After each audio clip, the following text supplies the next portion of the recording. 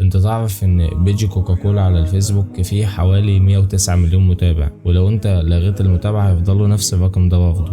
طب تعرف ان كيس الشيبس اللي انت هتقطعه وهتبطل تجيبه مش هو خالص اللي هيوقع اقتصاد الشركة ولا هيخليها تفلس؟ طب تعرف ان المنشور اللي انت نزلته عن القضية اللي ما جابش حوالي اكتر من 5 لايكات ومحدش شافه اساسا عشان انت ما عندكش ريتش خالص؟ وتعرف ان بالرغم من ان الممثل او المطرب اللي انت هاجمته عشان موقفه ما يعرفش انك عايش على الكوكب اساسا ولا هيوصل له كلامك ده؟ طب تعرف بقى ان بالرغم من كل ده انت برضه مطالب تعمل كل الحاجات دي حتى لو انت كفرد مش حاسس انك سبب في تغيير؟ انت تعرف انك كشخص سوي وعندك مبادئ وكرامة وعزة نفس ومش منبطح ولا عويل مطالب اجباري انك تقاطع وتتكلم حتى لو صوتك مش مسموع وتفضل تعيد وتزيد وما تملش ابدا. وهتعمل كل ده مش عشانهم، هتعمله عشان نفسك انت، عشان تحس بذاتك وانك شخص صاحب قضية. حتى لو هتتكلم لوحدك، حتى لو انت هتقاطع لوحدك، انت محتاج تفهم انك بتعمل كل ده احتراما لنفسك. اللي بيعيش بدون هوية ولا عنده قناعة بيفضل عايش عويل، ومفيش اكتر من فاقدين الهوية. لو انت عاوز تنضم ليهم انضم، لك طبعا كامل الحرية، لو انت بتختار محدش هيضربك على ايدك. بس عايزك في نهاية الفيديو تفتكر آية واحدة بس: وكلهم